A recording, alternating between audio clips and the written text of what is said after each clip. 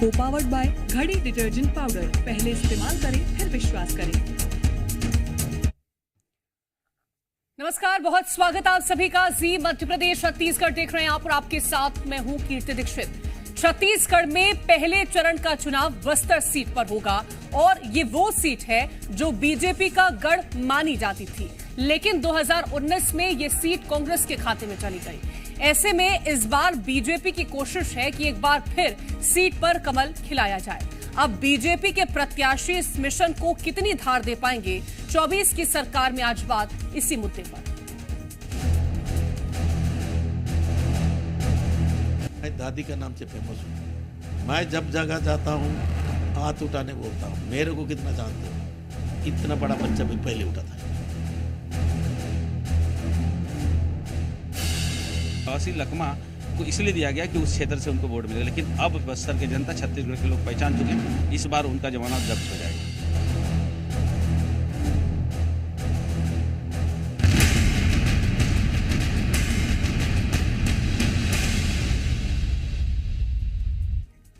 कहते हैं कि जिसने बस्तर की बाजी जीत ली उसी का छत्तीसगढ़ होता है और इसी बस्तर पर 19 अप्रैल को पहले चरण का चुनाव है। अब 19 अप्रैल को बस्तर की जनता आखिर किसका परचम बुलंद करती है और क्या है बस्तर के असल मुद्दे जिसके आधार पर होने वाली है पहले चरण की वोटिंग, करेंगे चर्चा। लेकिन उससे पहले रिपोर्ट देखिए।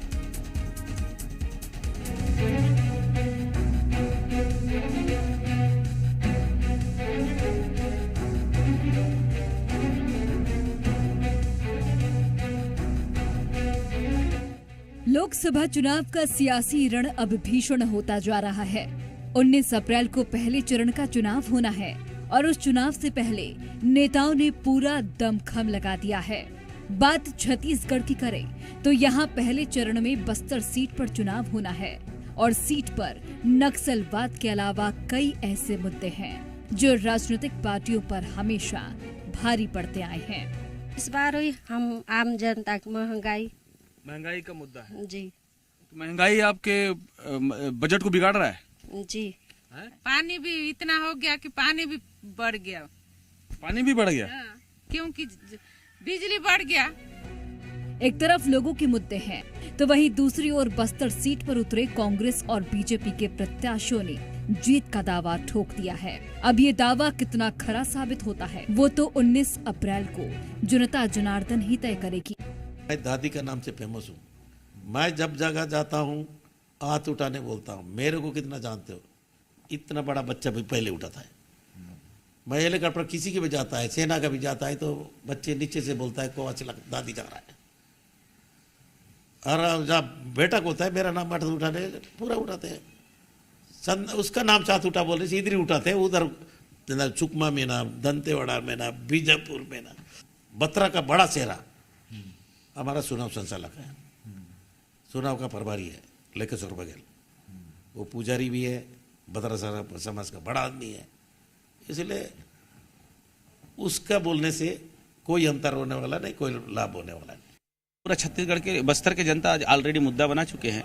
वही कवासी लकमा है जो 2000 करोड़ का शराब घोटाला कर उसके ऊपर FIR हुआ है और उसी को कांग्रेस पार्टी अंतिम समय में प्रत्याशी बनाया गया, क्योंकि उनके जो प्रत्याशी उनके कांग्रेस पार्टी को अभी प्रत्याशी नहीं मिल रहा था। आप देखेंगे सोनिया गांधी भी चुनाव लड़ने से भाग गई राज्यसभा में, राहुल गांधी अपने पुश्तैनी सीट छोड़ के वायनाड भाग गए। ठीक इसी प्रकार यहाँ का वर्तमान प्रदेश अध्यक्ष और वर्तमान सांसद वो भी मैदान से भाग गए। अंतिम समय में इनके पास कोई विकल्प नहीं था, इसलिए कवासी लकमा को दिया गया। कवासी लकमा को इसलिए दिया गया कि उस क्षेत्र से उनको वोट मिले, लेकिन अब बस्तर के जनता, छत्तीसगढ़ के लोग पहचान चुके हैं उसको। इस चुनाव में बुरी तरह से एक बार ऐसे भी लोकसभा का चुनाव हार चुके हैं, इस बार उनका जमानत जब्त हो जाएगा। 2023 में हुए विधानसभा चुनाव में बीजेपी ने छत्तीसगढ़ में बम्पर जीत हासिल की और उस दौरान पीएम मोदी का चेहरा पार्टी ने आगे किया। अब उसी रणनीति के तहत लोकसभा चुनाव में भी पीएम मोदी का चेहरा आगे कर बीजेपी चुनावी रण में अपनी शोभा बढ़ा रही है। देखना होगा कि बस्तर में मोदी का मैजिक कितना असरदार साबित होता है। ब्यूरो रिपोर्ट, जी मीडिया। तो बस्तर के मुद्दों पर बात करें उससे पहले आपको बताते हैं कि बस्तर के प्रत्याशी कितने मजबूत हैं जमीन पर। बीजेपी ने जहां महेश कश्यप को चुनावी मैदान में उतारा है, तो वहीं दूसरी ओर कांग्रेस ने कवासी लखमा पर भरोसा जताया, जो कि कांग्रेस के कद्दावर नेता माने जाते हैं। तो चलिए अब इन दोनों नेताओं के सियासी सफर के बारे में आपको बताते हैं। और कवासी लखमा की बात करें तो वो 6 बार विधायक रह चुके हैं। वहीं दूसरी ओर महेश कश्यप पहली बार लोकसभा चुनाव लड़ रहे हैं। कवासी लखमा किसान परिवार से आते हैं, तो वहीं महेश कश्यप वीएचपी और बजरंग दल के सक्रिय सदस्य रह चुके हैं। कवासी लखमा ने वार्ड पंच से लेकर राजनीतिक सफर तक अपनी शुरुआत की, तो वहीं महेश कश्यप 1996 में बजरंग दल के जिला संयोजक रहे। कवासी लखमा 1998 में पहली बार कोंटा से विधायक चुने गए। वहीं महेश कश्यप संघ में अलग अलग पदों पर जिम्मेदारियां निभा चुके हैं। चर्चा करेंगे, लेकिन उससे पहले आपको बताते हैं कि इस सीट पर कब किसके बीच कड़ा मुकाबला देखने को मिला है। सबसे पहले बात करते हैं साल 2004 की, जहां इस सीट पर बलिराम कश्यप और महेंद्र कर्मा के बीच में मुकाबला हुआ, जिसमें बीजेपी के बलिराम कश्यप ने जीत हासिल की। साल 2009 में इस सीट पर फिर से बीजेपी ने बलिराम कश्यप पर भरोसा जताया और कांग्रेस ने शंकर सोढ़ी को चुनावी मैदान में उतारा। नतीजे फिर एक बार रिपीट हुए और बीजेपी ने जीत हासिल की। साल 2014 की बात करें तो बीजेपी ने दिनेश कश्यप को चुनावी मैदान में उतारा। वहीं दूसरी ओर कांग्रेस ने दीपक कर्मा पर भरोसा जताया, लेकिन इस बार भी बीजेपी की जीत हुई। साल 2019 की बात करें तो बीजेपी ने बैदूराम कश्यप को चुनावी मैदान में उतारा और कांग्रेस ने दीपक बैच को। इस बार इस सीट पर कांग्रेस की जीत हुई। वहीं अब 2024 के रण में कांग्रेस ने कवासी लखमा ताल ठोकते नजर आ रहे हैं, तो बीजेपी ने महेश कश्यप पर भरोसा जताया है। अब चर्चा हम करेंगे, हमारे साथ खास मेहमान जुड़ गए हैं। तौकीर रजा जी जुड़ गए हैं, प्रवक्ता है बीजेपी के, बहुत स्वागत है तौकीर जी आपका। सुरेंद्र वर्मा जी हमारे साथ जुड़ गए हैं, प्रवक्ता है कांग्रेस के, बहुत स्वागत है सुरेंद्र जी आपका भी। और बाबूलाल शर्मा जी हमारे साथ जुड़ गए हैं, वरिष्ठ पत्रकार हैं, बहुत स्वागत है बाबूलाल शर्मा जी आपका। मैं आप सभी के पास आऊंगी, लेकिन सबसे पहले चंपेश का रुख करना चाहूंगी। कोंडा गांव से चंपेश हमारे साथ जुड़े हुए हैं। चंपेश, कोंडा गांव की बात करते हैं, यहाँ की जनता के मुद्दों को भी हम समझने की कोशिश करेंगे चंपेश से, लेकिन सबसे पहले सुरेंद्र वर्मा जी मैं आपका रुख करना चाहूंगी। इस बार आपकी तरफ से कवासी लखमा को उतारा गया मैदान में और तमाम तरह के आरोप जो हैं वो बीजेपी कवासी लखमा पर लगा रही है, चाहे शराब घोटाले को लेकर की हो। इसके बाद अगर हम देखते हैं तो जिस तरह से झीरम कांड हुआ था, तो झीरम का भी अब एक वीडियो सर्कुलेट करने की कोशिश हो रही है। तो आप क्या मान रहे हैं कि कितना मजबूत रहने वाला इस बार आपका प्रत्याशी? कृति जी, जिस तरह से भारतीय जनता पार्टी जो है 10 साल से केंद्र में सरकार है, इनको अपनी उपलब्धि बतानी चाहिए, अपने रिपोर्ट कार्ड बताने चाहिए।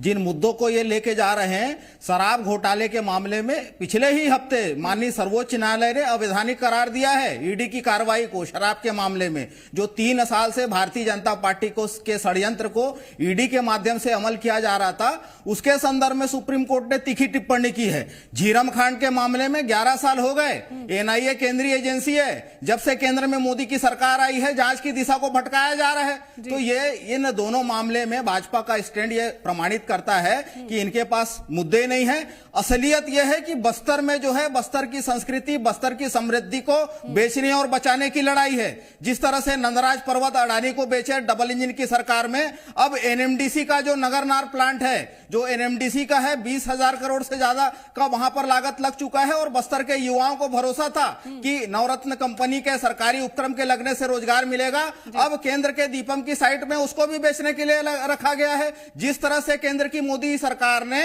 वन अधिकार अधिनियम में संशोधन करके आदिवासियों के जल जंगल और जमीन के अधिकार से वंचित किया, जिस तरह से पूर्ववर्ती सरकार ने बस्तर की संस्कृति, बस्तर के पहचान देवगुड़ी और घोटुल का जो सरकारी संरक्षण और संवर्धन का काम किया, एक बार फिर से डबल इंजन की सरकार बनते ही आदिवासियों के सीने में गोली चलाने लगे। जिस प्रकार से फर्जी एनकाउंटर हो रहे हैं, नरसंहार हो रहे हैं, तो बस्तर की जनता यह समझती है। और कवासी लखमा जी 98 से लगातार 6 बार के विधायक है, पूर्व मंत्री भी रहे हैं, बस्तर के जननेता है। तो झीरम मामले में तो झीरम के जो खून के छींटे हैं इन भाजपाइयों के दामन पर है। जो शहीद के परिजन हैं वो लगातार आरोप लगा रहे हैं कि यह दुनिया का सबसे बड़ा राजनीतिक नरसंहार है। एनआईए जो पहले गणपति और रमन्ना को प्रमुख अभियुक्त बताती थी, जिनका नाम कीर्ति जी जांच डायरी में था, किस षड्यंत्र के तहत उनका नाम जो चार्जलिस्ट से गायब हुआ ये बताए। और जांच एजेंसियों का दायित्व है सबूत इकट्ठा करे। आज तक जो उस हमले में घायल हुए उनका बयान तक नहीं लिया गया। कई ऐसे वहां पर प्रत्यक्षदर्शी हैं जिन्होंने हाईकोर्ट में जाके हलफनामा दिया कि एनआईए उनसे पूछताछ नहीं की है, जिनको गोलियां लगी। दौलत रोहरा हैं, जिस प्रकार से डॉक्टर शिवनारायण द्विवेदी हैं, शैलेश नितिन त्रिवेदी जी का वक्तव्य है और हाईकोर्ट में जो उनका शपथ पत्र प्रस्तुत किया गया उसमें ये सारी चीजें सर्वविदित है। तो भाजपा को ये बताना चाहिए, डबल इंजन की सरकार है, ये सुरक्षा देने में पूरी तरह से नाकाम रहे। अब तो भाजपा के कार्यकर्ता ही केंद्रीय गृह मंत्री को चिट्ठी लिख रहे हैं और ये जो चुनाव के समय विधानसभा के दौरान जो है ये आरोप लगाते थे टारगेट किलिंग का, किस मामले में क्या जांच हुई बताए। तो ये केवल राजनीतिक आरोप का मैं जवाब लूंगी, लेकिन उससे पहले मैं चंपेश के पास जाना चाहूंगी। चंपेश, अगर हम जनता का मिजाज समझना चाहें, जनता के मुद्दों को समझना चाहें और कौन जनता के बीच में ज्यादा मजबूत नजर आ रहा है, किसकी पकड़ यहां पर ज्यादा देखने को मिल रही है, तो उसको समझाने की कोशिश करिएगा। बस्तर की अगर हम बात करते हैं तो बस्तर में जल जंगल जमीन के मुद्दों पर लड़ाई हो रही है। ये आज से नहीं, कई समय से हो रही है। बीते बस्तर में जिस तरह की तस्वीरें हमको देखने को मिलती है, विकास की बातें हर राजनीतिक पार्टी करती है, लेकिन विकास यहाँ से कोसों दूर नजर आती है। राजनीतिक पार्टियां बात करती हैं रेल सुविधा की, बात करती हैं स्वास्थ्य की, बिजली की, शिक्षा की, लेकिन वो सुविधाएं, मूलभूत सुविधाएं आज भी जो ग्रामीण है वो वंचित नजर आ रहे हैं। इस वक्त हमारे साथ कुछ लोग भी मौजूद हैं जो शहर से हैं, गांव से हैं, कुछ बुद्धिजीवी भी हैं, हमारे साथ वरिष्ठ पत्रकार हैं विजय शर्मा जी। इनसे बात करते हैं कि बस्तर को लेके वो क्या देखते हैं बस्तर में, बस्तर की किस तरह की तस्वीरें आप देखते हैं। देखिए, अब ये कहा जाएगा कि बस्तर के जो मतदाता है इनका उपयोग सिर्फ वोट देने के लिए ही होता है। ये वोट के समय इनको याद किया जाता है। व्यवसाय हो गया है, अब राजनीतिक सेवा की भावना नहीं रही। नेता अधिकारी जब एक दूसरे पे आरोप प्रत्यारोप लगा रहे हैं, मूलभूत जो सुविधा है, जल जंगल जमीन, सड़क, बिजली, पानी, ये कहीं भी गांव तक ये योजनाएं नहीं जा रही है जिनके लिए मुद्दे पर लड़ना है। एक दूसरे पर आरोप लगाते हुए सिर्फ जेल में जा रहे हैं, थाने में रिपोर्टें हो रही है। बस्तर की आधी आबादी ने अभी तक रेल ही नहीं देखी है। ये कितनी बड़ी विडंबना है हमारे देश के लिए और बस्तर के लोगों के लिए कि उन्होंने रेल देखी नहीं है, वो रेल पे आज चढ़े नहीं है। NMDC से पहलाडीला से लोहाई का आजादी के पूर्व से वहाँ अंग्रेज लोहा ले जा रहे हैं, लेकिन उनका कहाँ पे मुख्यालय हैदराबाद में बनाया गया है, उसको बस्तर नहीं लाया जा सकता। हाँ, लेकिन वोट के समय जरूर इन आदिवासी और जो पिछड़ा वर्ग है इनको याद किया जाता है और अपने आप को बस्तर के हितैषी बताते हैं। जैसे हमारे पास शिक्षक भी हैं, रिटायर्ड शिक्षक हैं, उनसे जानते हैं कि बस्तर की कैसी तस्वीरें आप देखते हैं। बस्तर जो है छत्तीसगढ़ का एक भू संपदा जो है, खनिज संपदा से संपन्न क्षेत्र है और इस क्षेत्र के भू संपदा का दोहन किया जा रहा है, लेकिन उसके एवज में जो विकास के लिए यातायात, रेल यातायात सुविधा होनी चाहिए वह नहीं हो पा रही है। यहाँ की जनता उपेक्षित महसूस कर रही है अपने आप को, और जो भी प्रतिनिधि चुनकर जाता है वह बुलंद आवाज सदन में रखे ताकि यहाँ पर रेल यातायात एक करके आप जल्दी लोगों के मुद्दों को कवर करने की कोशिश करिएगा ताकि जो जिम्मेदार हमारे साथ बैठे हुए उनसे भी हम जान सके। जी जी जी, देखिए एडवोकेट हैं, इनसे भी बात करते हैं कि किस तरह की तस्वीर बस्तर में देखना चाहते हैं। बस्तर में जो है, चाहे कांग्रेस हो चाहे बीजेपी, दोनों ही यहाँ की खनिज संपदा, जल जंगल जमीन को रोकने में लगे हुए हैं।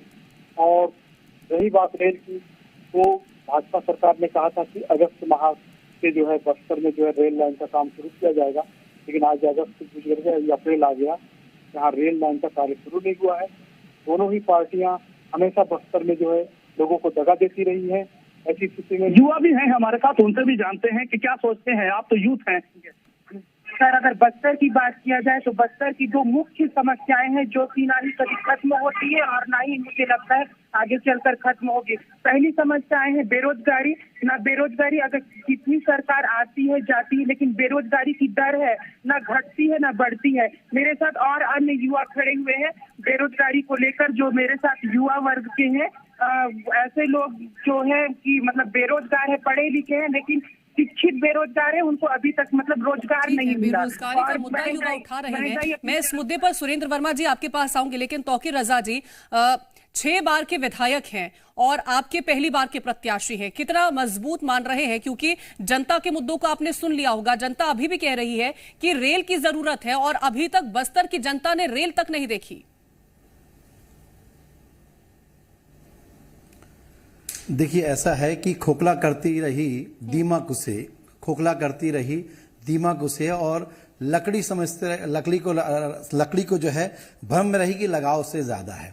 तो वो स्थिति रही 60 साल तक, जिन्होंने गरीबी हटाओ का नारा दिया और उसके बाद आज बोलते कि हम तत्काल हमारी सरकार आएगी गरीबी हटा देगी। देखिए साहब, आप 60 साल जनता ने आपको आजमा लिया, और माननीय मोदी जी को अगर ये 10 साल आजमाया है तो माननीय मोदी जी ने इन 10 सालों में 25 करोड़, पूरे 1-2 करोड़ नहीं 25 करोड़ पूरे देश की गरीबी कम कर दी।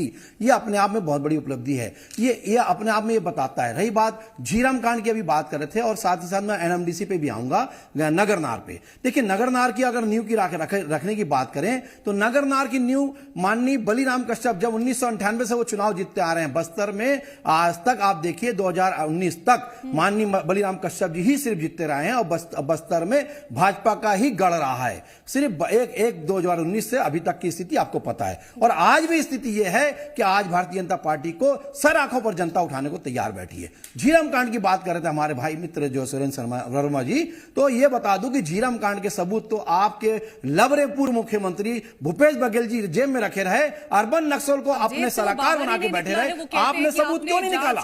सबूत क्यों छुपा के रखा? तो ये सब स्थिति सौंपे नहीं, इस वजह से जांच पूरी नहीं हो पा रही है। अब किसकी जेब से सच निकलेगा, कब निकलेगा, ये तो पता नहीं है। मैं लौटूंगी आपके पास। बाबूलाल शर्मा जी, अगर अभी जो सवाल मैंने पूछा था उसका जवाब मुझे नहीं मिला तो रजा जी से, लेकिन मैं आपसे पूछना चाहूंगी वही सवाल कि 6 बार के विधायक हैं और पहली बार के प्रत्याशी हैं, जमीनी स्थिति को अगर मैं समझना चाहूं तो किसकी जमीनी पकड़ ज्यादा मजबूत देखने को मिल रही है? देखिए, आप प्रारंभ से देखेंगे तो 1984, 1989 और 1991 में यहाँ कांग्रेस की सरकार सांसद रहे हैं। मानपूराम सोढ़ी सांसद हुआ करते थे। उसके बाद 1996 में निर्दलीय महेंद्र कर्मा जी ने जो है इस सीट को जीता था निर्दलीय रूप, और कांग्रेस के मानपूराम सोढ़ी को हराया था। बाद में ये कांग्रेस में आ गए। उस दौर की बात बताऊं तो बलिराम कश्यप जी 1998 से लेकर के लगातार जो है 2009 तक, अपनी मृत्यु तक के जो है वो यहाँ सांसद रहे, और सांसद रहते हुए उनके परिवार ने यहाँ बहुत नाम कमाया, बहुत इनका धाक और इनकी प्रतिष्ठा वहां पर है।